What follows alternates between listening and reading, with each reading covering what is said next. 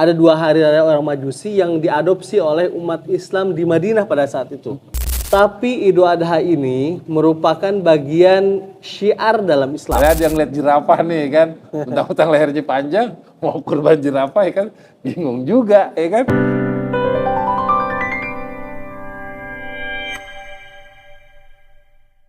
Assalamualaikum warahmatullahi wabarakatuh. Halo Sobat Osaya, selamat datang kembali. Entah ini selamat datang kembali ya di channel kesayangan kita, Osaya. Obrolan satu ayat. Gimana kabarnya nih Sobat? Semoga tetap sehat, lancar aktivitasnya, dan yang paling penting itu iman kita tetap on the track. Seneng banget rasanya gua Guntur bisa nemenin waktu kalian nih hari ini. Suasananya itu lagi adem banget ya kan. Dimana tempat penghambaan Allah Subhanahu wa taala. Jadi memang suasananya itu menenangkan banget. Nah, mungkin sobat saya ada yang familiar dengan suasana masjid ini ya. Kemarin di episode sebelumnya kita udah pernah ngebahas tentang Masjid Al-Atiq yang di Kampung Melayu. Tarik lagi nih ke Jakarta Timur, Masjid As-Salafiyah di Jatinegara Kaum.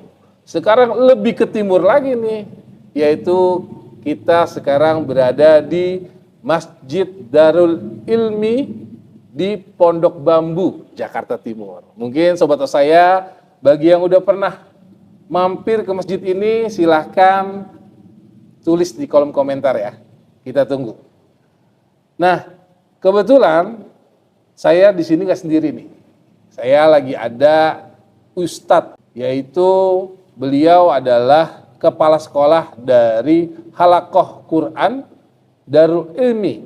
Siapa beliau? Nah, ini ada Ustadz Hilmi Haidar LC MPD, Magister Pendidikan Ustadz ya. Betul. Assalamualaikum warahmatullahi wabarakatuh. Waalaikumsalam. Gimana kabarnya nih Ustadz? Alhamdulillah, saya baik, Mas Guntur. Baik ya. Mudah-mudahan teman-teman dan sobat saya juga kondisinya baik, Amin. sehat, Amin. dimudahkan segala urusannya oleh Allah Subhanahu wa taala. Amin.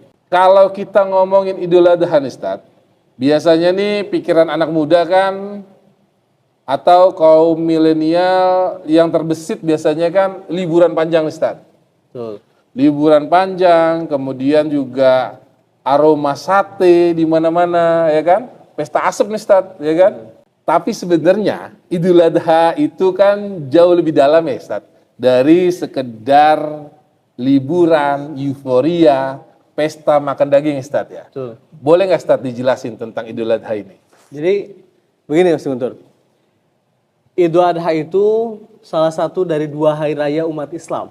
Jadi sejarahnya dulu itu ketika Rasulullah SAW datang ke Madinah mendapati umat Islam itu mengadopsi hari raya dari orang-orang Majusi.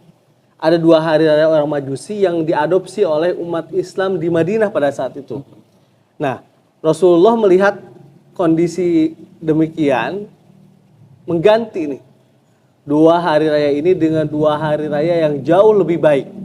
Dan ini hanya dimiliki oleh umat Islam, yaitu hari raya Idul Fitri dan hari raya Idul Adha.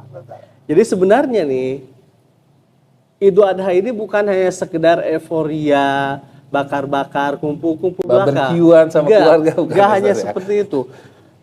Tapi Idul Adha ini merupakan bagian syiar dalam Islam. Dan Allah Subhanahu wa taala berfirman dalam Al-Qur'an, "Wa may yu'azzim sya'airallahi fa innaha min taqwal qulub."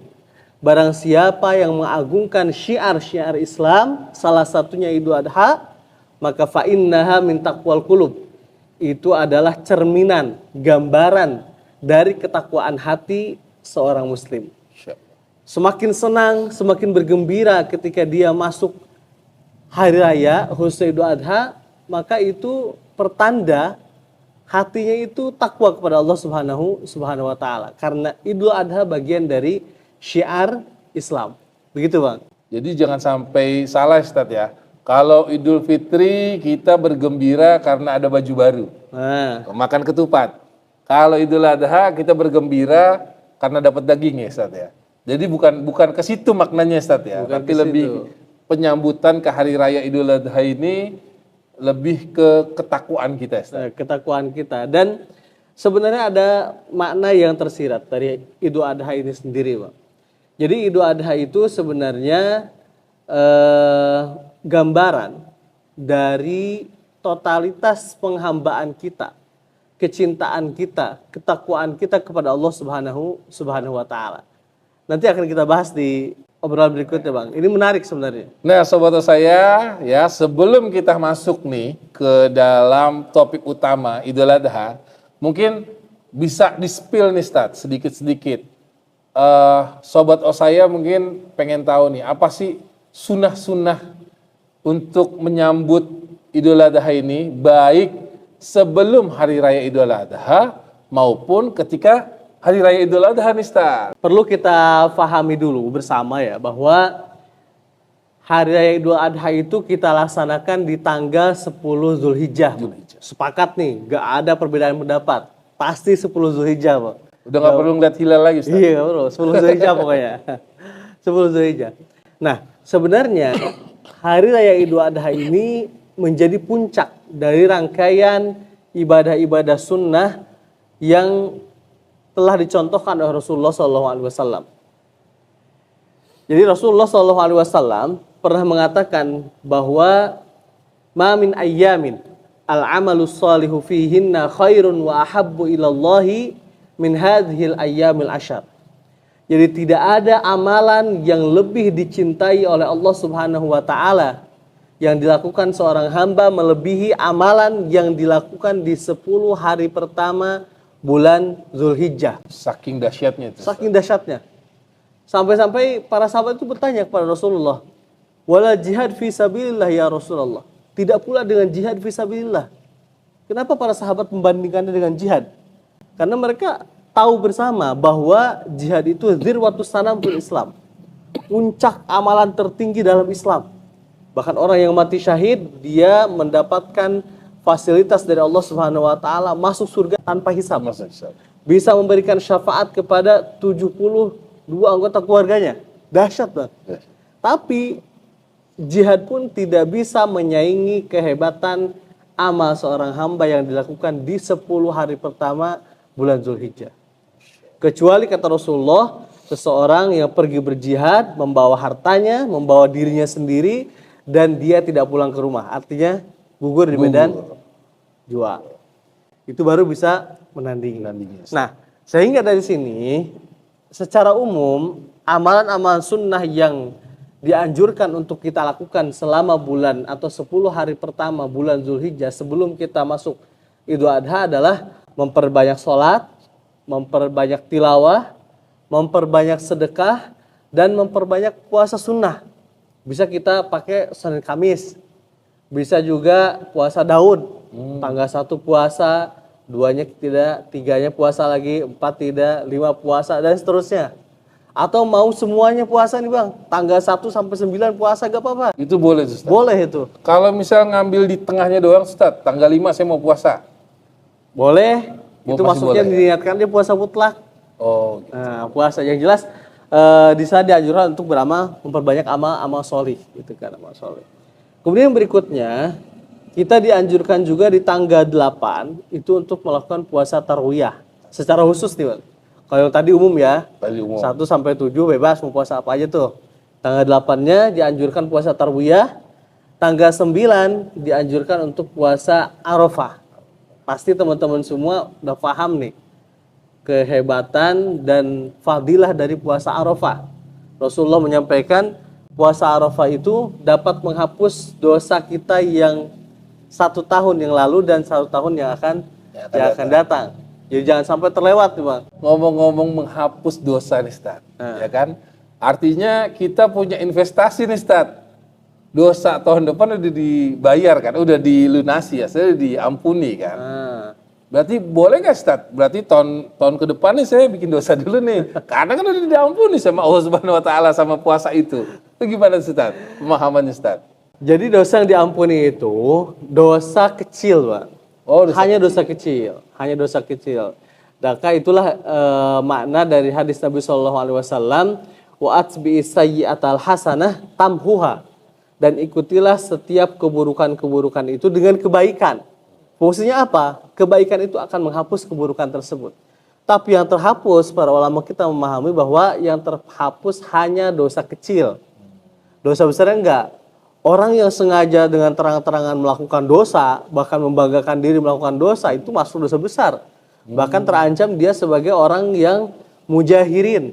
Mujahirin ini berterang-terangan dalam melakukan dosa. Dia pamer. Sombong.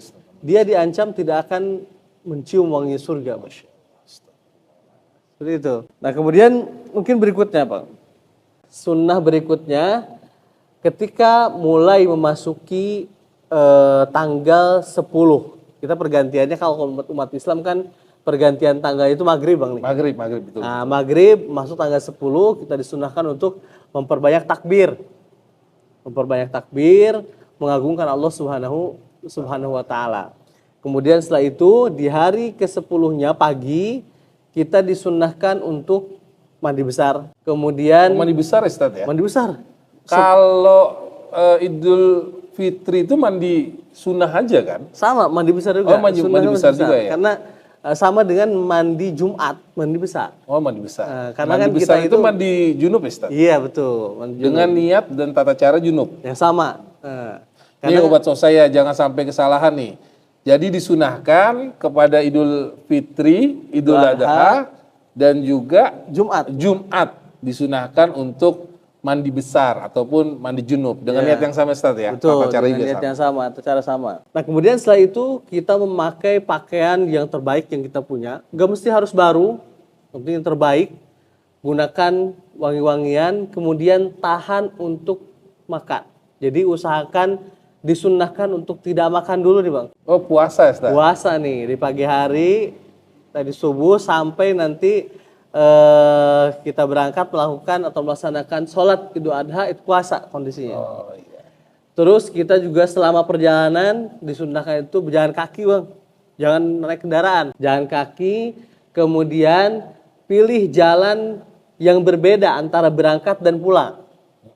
Nah, berangkat dan pulang. Dan selama di perjalanan kencangkan suara kita, lantunan takbir kita. Yang laki-laki kencangkan suara kita. Sekali lagi itu kembali kepada yang tadi, bagian dari yu'azim sya'airallah, mengagungkan syiar-syiar Allah subhanahu wa ta'ala. Artinya takbir itu memang diperintahkan ya? Betul, itu disunnahkan.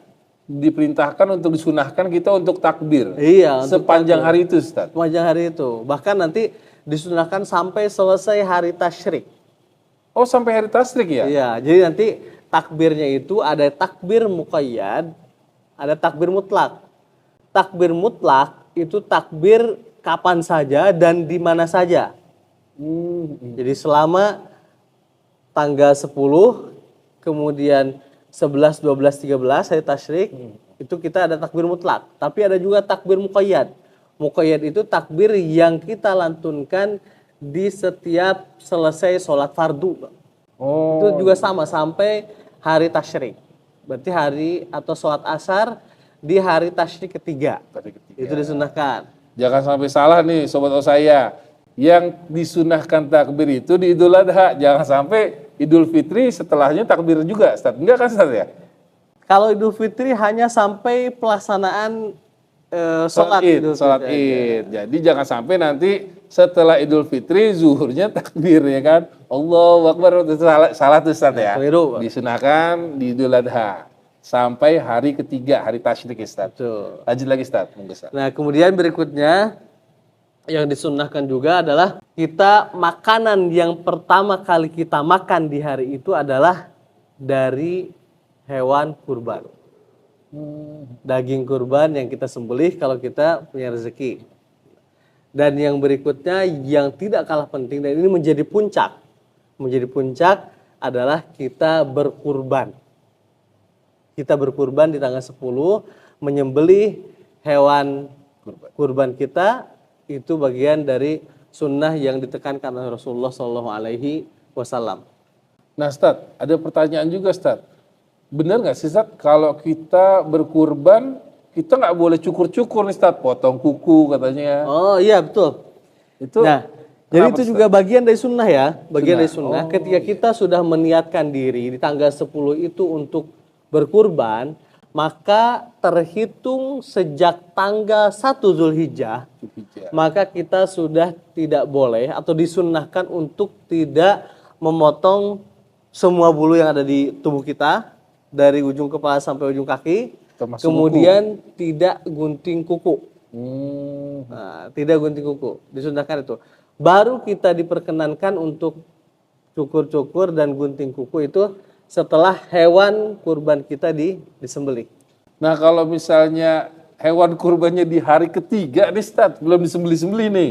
Hari ketiga rencananya, masih boleh kan Ustaz? Ya, masih boleh. Nah ketika hari ketiga nih kita mau disembelih kan? Betul. Itu belum boleh potong-potong tuh Ustaz? Iya, belum boleh itu. Cabut uban nggak boleh juga tuh Ustaz? Nggak boleh juga. Oh iya. Hukumnya apa Ustaz? Pokoknya baru dia bisa potong-potong itu setelah dia memotong hewan kurbannya. Hukumnya apa? Ya dia kehilangan pahala sunnah menahan diri dari memotong, mencukur bulu dan kuku. Segala sesuatu yang ada di Iya, tubuh betul. berarti ya. Untuk hewan kurban sendiri Ustaz, ada nggak sih Ustaz kriteria yang disarankan untuk dikurbankan? Jadi yang jelas Rasulullah SAW itu menganjurkan kita untuk berkurban dengan binatang yang terbaik. Yang terbaik. Terbaik itu kalau domba berarti dia gemuk, kemudian tanduknya besar, tongkrongannya cakep lah. Tongkrongannya cakep. Bisa jadi dari segi harganya juga bagus, kemudian dari penampilannya juga bagus. Dan hati-hati kita dalam memilih hewan kurban itu harus jeli kita melihat, jangan sampai kita berkurban dengan binatang yang sakit. Itu nggak boleh Ustaz? Kalau kita sengaja beli yang sakit nggak boleh tuh, Bang. Tapi kalau nggak tahu karena kejahilan kita, ya Allah maaf maaf. Karena kebodohan kita Ustaz ya, nggak mengerti kalau hewan ini ternyata sakit, itu masih dimaafin ya Ustaz. Masih dimaafkan. Kalau memang sengaja, nah biasanya kan kalau yang udah ada yang retak tanduknya tuh Ustaz, kadang-kadang dijual lebih murah, itu boleh juga tuh Ustaz?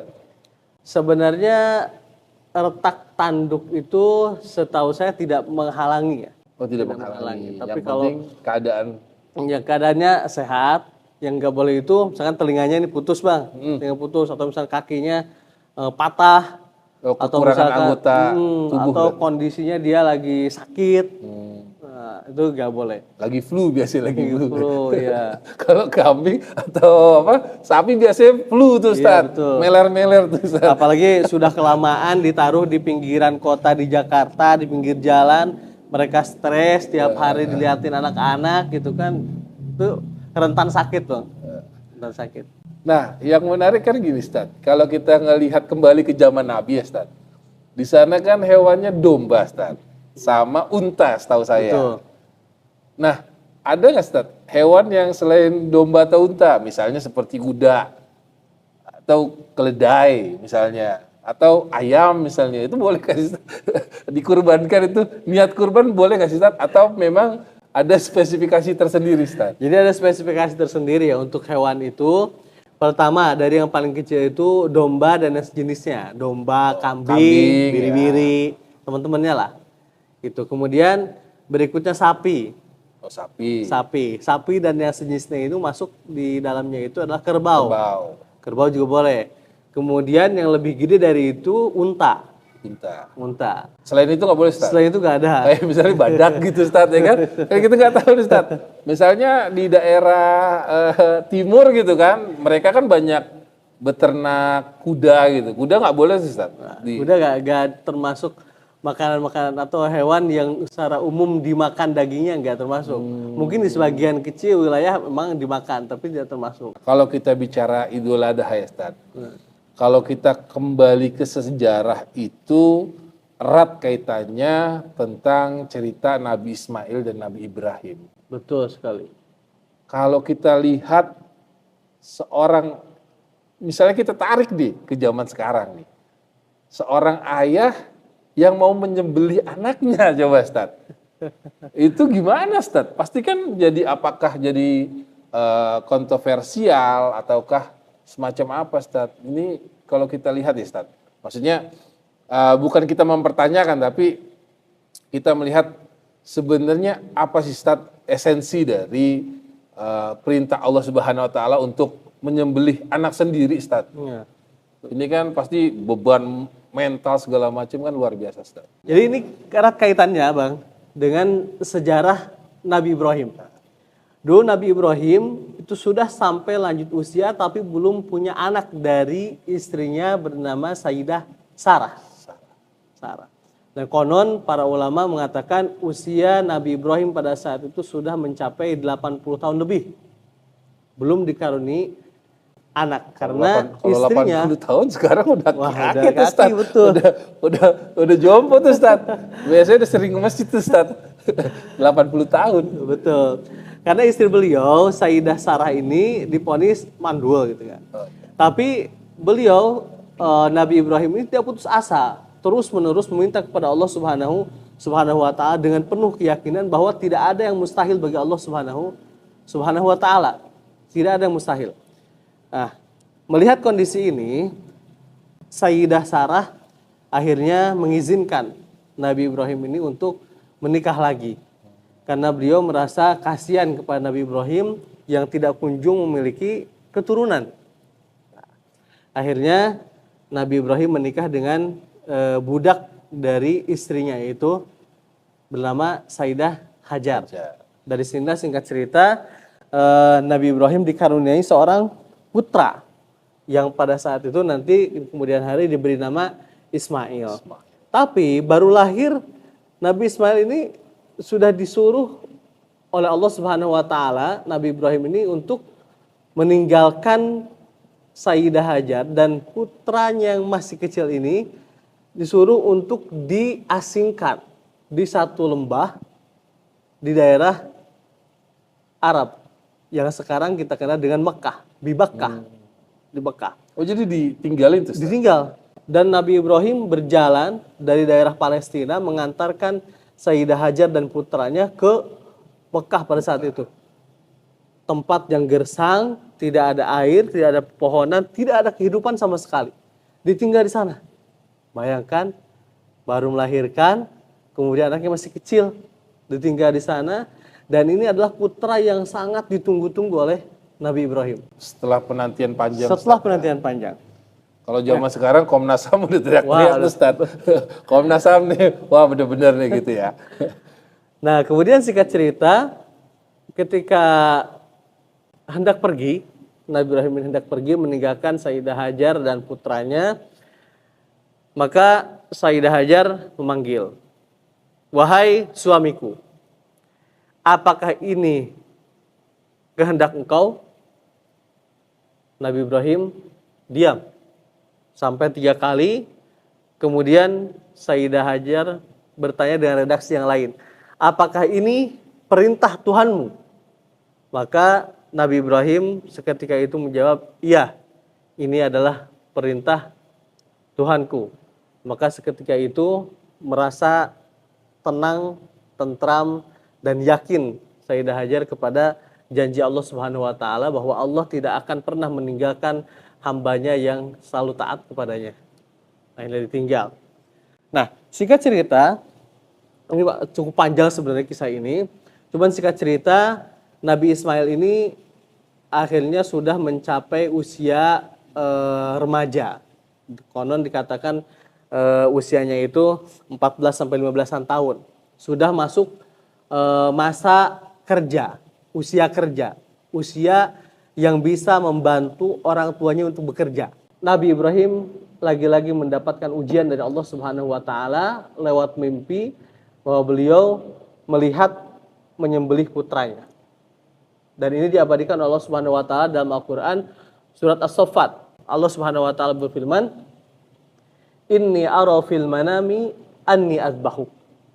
Aku melihat dalam mimpi bahwa aku menyembelihmu wahai Ismail. Menyembelihmu. Dan para ulama sepakat bahwa mimpi para nabi itu adalah wahyu. Wahyu nih Bang. Berarti ini perintah dari Allah Subhanahu wa taala bagi Nabi Ibrahim untuk menyembelih putra sematawayangnya yang ditunggu-tunggu sekian lama untuk disembelih. Kira-kira kalau kita nih Bang, Saya dengerinnya merinding, Ustaz. dapat perintah seperti itu, wah udah kabur gitu Iya, Bang. makanya setelah penantian panjang, habis itu disuruh tinggalin tuh anak sama istrinya kan. Tinggalin kamu netap di sini. Kalau istilah sekarang gitu ya, Ustaz. Betul. Netap kamu misalnya di kontrakan ini gitulah. Kontrakan inilah yang masih ada air, masih ada kontrakan ini. Saya tinggalin berapa tahun, ya kan? Itu kalau zaman sekarang istri udah uring-uringan tuh Ustaz tuh. Ya kan? 2 minggu, 3 minggu aja kita nggak pulang udah uring-uringan Ustaz. Ini Masya Allah Siti Hajar sabar banget ya Ustaz ya. Inilah potret keluarga yang solih. Suaminya seorang nabi, kemudian istrinya adalah seorang wanita yang solihah, kemudian melahirkan seorang putra yang solih, yang taat kepada Allah Subhanahu wa taala. Makanya Allah Subhanahu wa taala berfirman dalam Al-Qur'an itu, "Fabasyarnahu bigulamin halim." Kami akan beri kabar gembira kepadamu kepada Nabi Ibrahim dengan gulamin halim, seorang anak laki-laki yang halim, lembut, penyabar dan santun. Luar biasa. Hasil Maka, didikannya. betul. Maka apa? Yang pertama kali diucapkan oleh Nabi Ismail, oleh Ismail kecil pada saat itu, sebelum beliau diangkat sebagai Nabi, ketika mendengar ayahnya menyampaikan mimpi yang dilihatnya itu, maka dengan penuh keyakinan, Nabi Ismail menjawab, qala ya abatif al ma tu'mar. Wahai ayahanda, laksanakan apa yang Allah perintahkan kepadamu. Satajiduni insyaallah minas sabirin. Niscaya engkau akan mendapatiku termasuk orang-orang yang sabar. Luar biasa.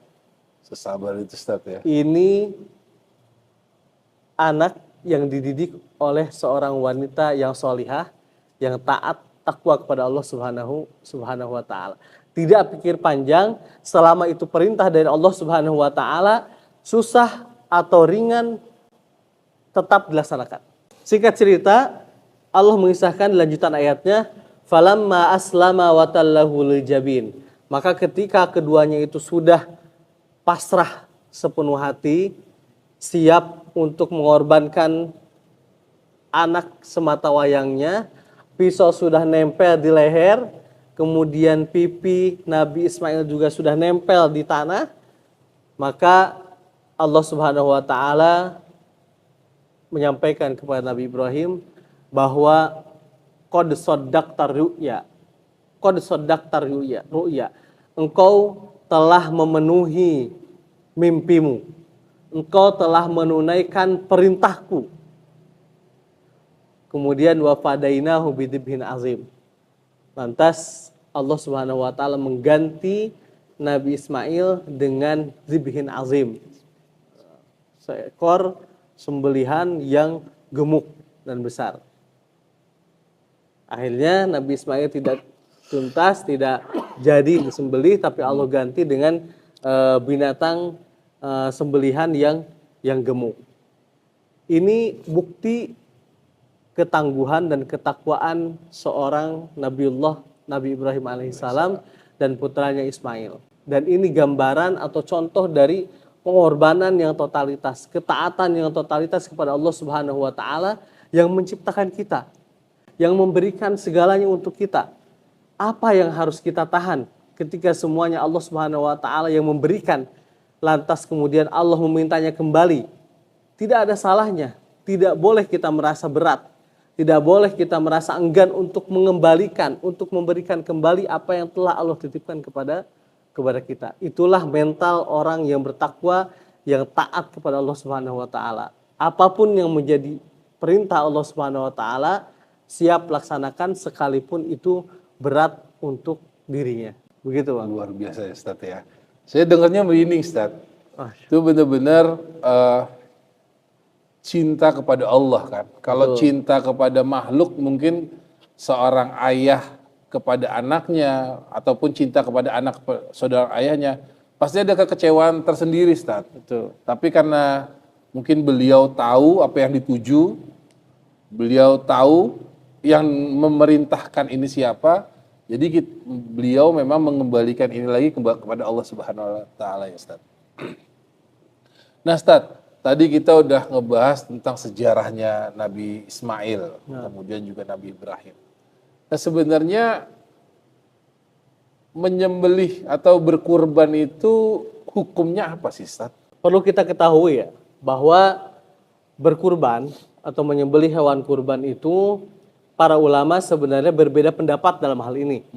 Berbeda pendapat. Namun mayoritas ulama atau jumhur ulama mengatakan bahwa berkurban itu sunnah muakkadah bagi yang sudah mampu.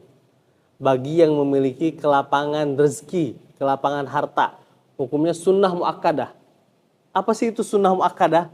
Sunnah muakkadah itu sunnah yang sangat ditekankan, sangat dianjurkan oleh Nabi SAW, sangat dianjurkan dalam agama kita. Sama halnya kayak pergi haji Ustaz.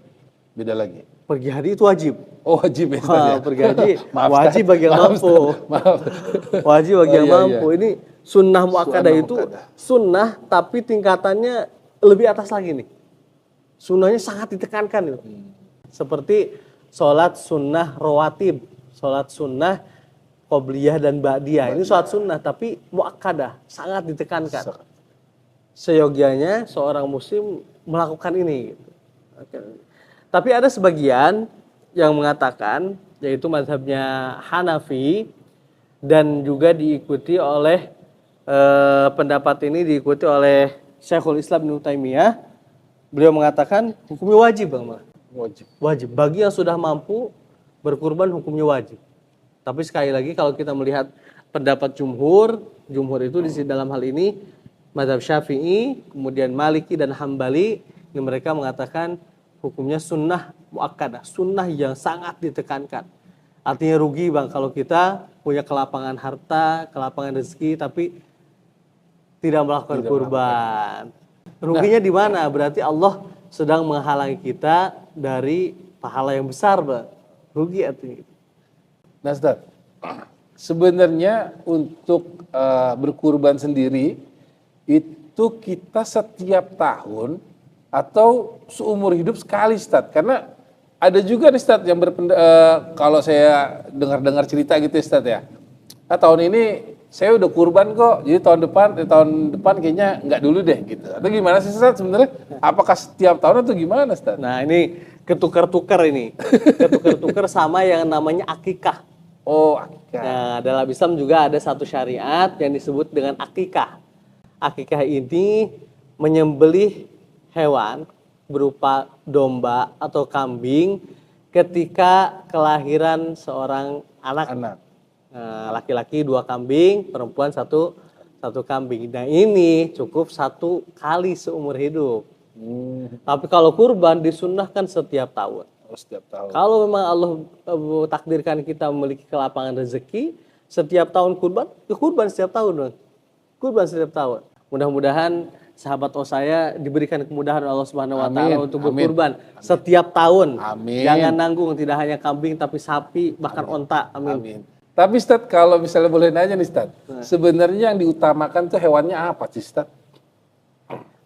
Jadi yang diutamakan, yang terbaik tentu kalau melihat dari kaidah fikih ya.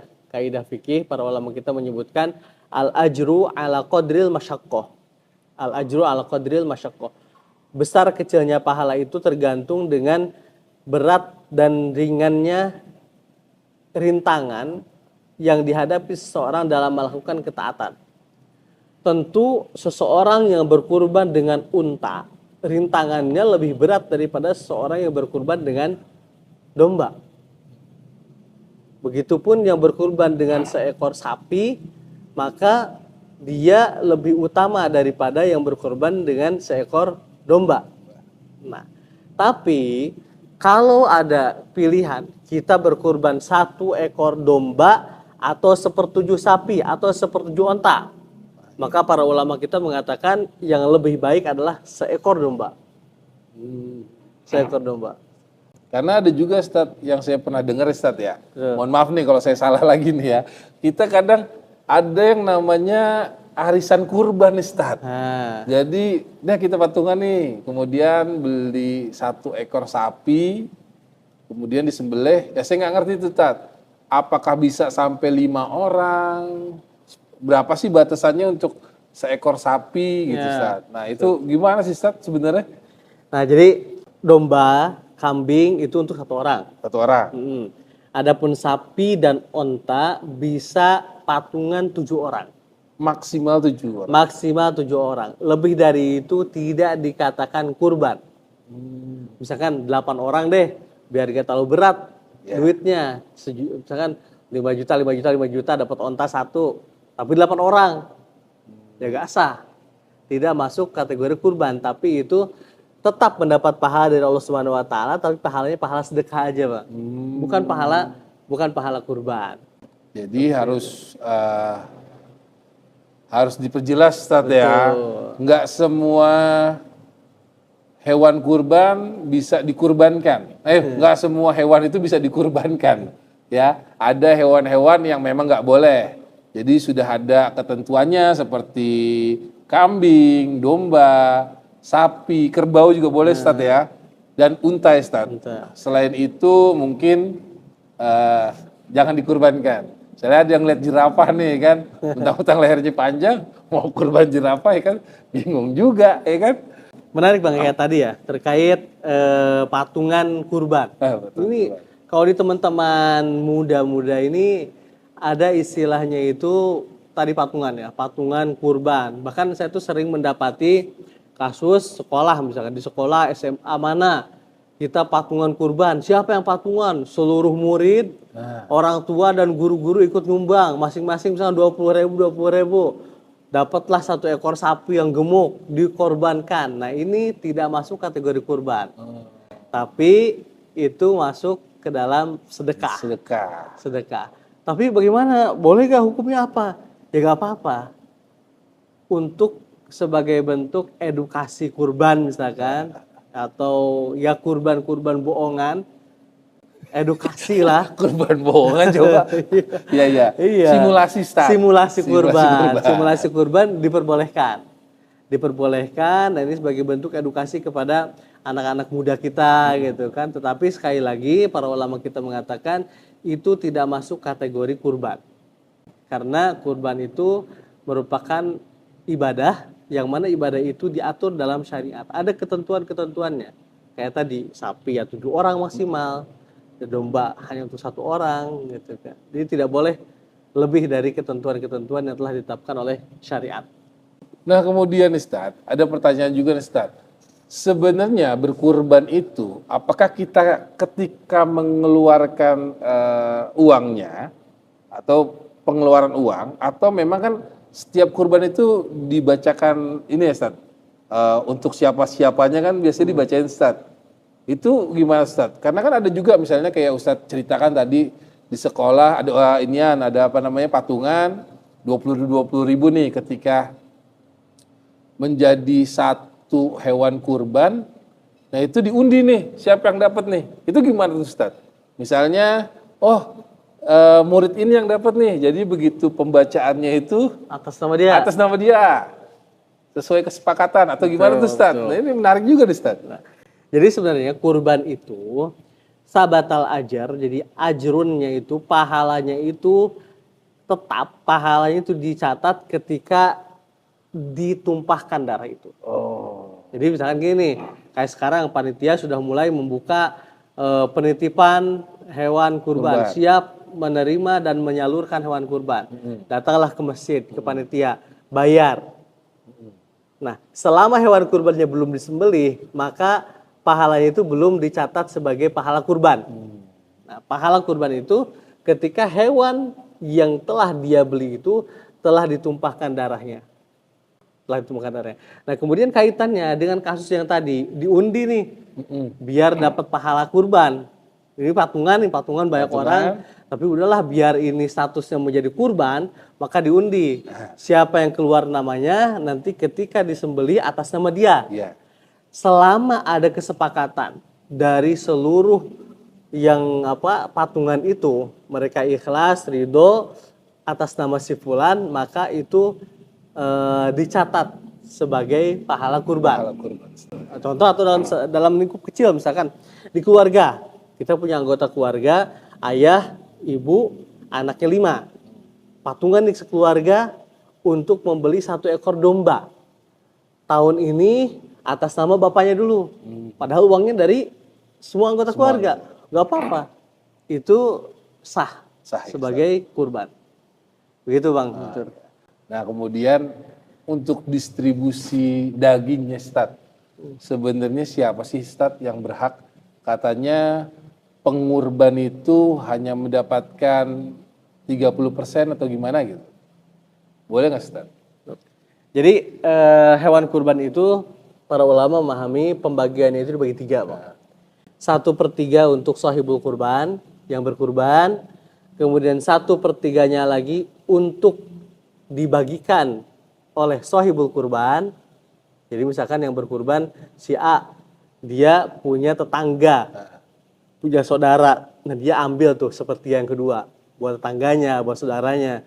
Kemudian 1/3 yang sisanya untuk dibagikan kepada kaum muslimin secara umum. Itu Bang. Jadi pembagiannya dibagi 3. Jika boleh dia kurban dimakan sendiri di rumah, semuanya dimakan sendiri. Kan niatnya untuk berbagi juga. Kalau untuk waktu berbaginya itu dibebaskan Ustaz. Karena kan ada juga yang inovasi terbaru nih Ustaz. Katanya daging kurban disembelih pada saat Idul Adha, kemudian dibuat nih kemasan sarden atau kemasan apa sih? Menarik. Itu ya? Kaleng. Nah ini masuk ke dalam fikih kontemporer, fikih kekinian ya, fikih kekinian. Jadi para ulama muasirin, ulama-ulama kontemporer melihat perlu adanya pemerataan. Nah, pemerataan daging kurban, maka mereka berfatwa boleh bukan menimbun istilahnya, menahan daging kurban kemudian dibagikan di luar hari penyembelihan. Jadi dibagikannya misalkan di bulan keberapa, setelah itu baru dibagikan. Itu boleh tuh Ustaz ya? Boleh. Dan itu biasanya tadi berangkat dari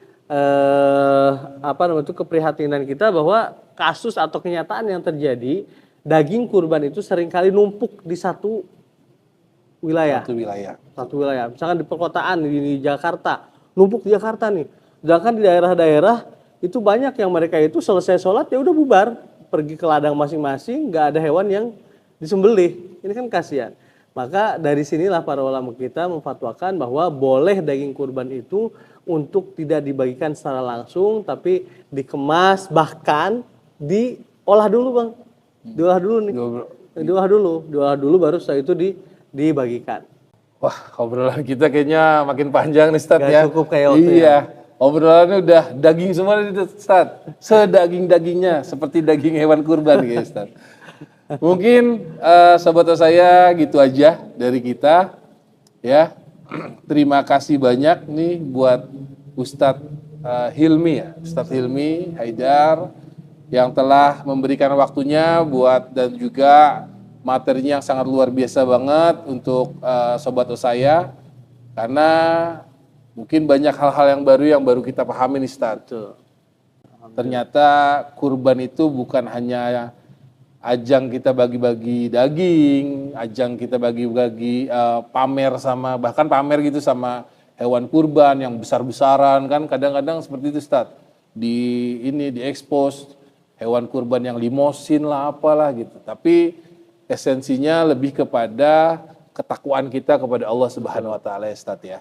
Makanya sedikit mungkin terkait hal ini, Allah berfirman gitu kan dalam Al-Qur'an, la yanalallaha luhumuha wala dima'uha walakin yanaluhut taqwa minkum. Jadi yang sampai kepada Allah itu bukan dagingnya, bukan darahnya, tetapi yang sampai kepada Allah itu adalah ketakwaan hatinya. Balik ke Jadi situ, yang utama itu adalah niat. Jadi harus kita perhatikan apa nih niat kita berkurban, untuk gaya-gayaankah, untuk biar dikatakan oleh orang, wah dia dermawan, dia hartawan dan lain sebagainya, atau murni kurbannya itu sebagai bentuk implementasi ketakwaan dan ketaatan dia kepada Allah Subhanahu wa taala. Seperti itu. Ya. Ustaz, satu lagi Ustaz, ada nggak pesan buat sobat saya nih Ustaz, yang lagi nonton nih Ustaz? Terakhir mungkin Ustaz, closing statement. Jadi para ulama, ada seorang ulama yang mengatakan bahwa betapa banyak amalan yang besar tetapi menjadi tidak bernilai di hadapan Allah Subhanahu wa taala karena salah niat. Begitupun sebaliknya, betapa banyak amalan yang kelihatannya kecil tapi menjadi besar di hadapan Allah Subhanahu wa taala karena niatnya yang tulus, niatnya yang ikhlas. Bagi sobat Osahaya yang tahun ini berniat untuk berkurban, maka pastikan hati kita, niat kita berkurban hanya untuk Allah Subhanahu wa taala, hanya sebagai bentuk ketakwaan kepada Allah Subhanahu wa taala, bukan untuk yang lainnya, bukan untuk dikatakan kita kaya, bukan untuk dikatakan kita dermawan, bukan untuk dikatakan kita bla bla bla, tetapi murni untuk melaksanakan perintah Allah Subhanahu wa taala sebagai bentuk ketaatan dan ketakwaan kepada Allah Subhanahu wa taala. Oke, sobat saya, terima kasih banyak Ustadz. Saya ucapin sekali lagi. Oke, sobat saya, kalau kalian merasa podcast kali ini bermanfaat, jangan lupa share juga video ini ke grup WhatsApp keluarga, grup tongkrongan, ataupun ke teman kamu yang masih ragu buat berkurban tahun ini. Tulis juga di kolom komentar ayat mana lagi nih yang bakalan kita bahas atau yang menarik buat episode selanjutnya. Dari Masjid Darul Ilmi Pondok Bambu, saya Guntur dan Ustadz Hilmi undur diri. Assalamualaikum warahmatullahi wabarakatuh. Saya dari hati mencari arti.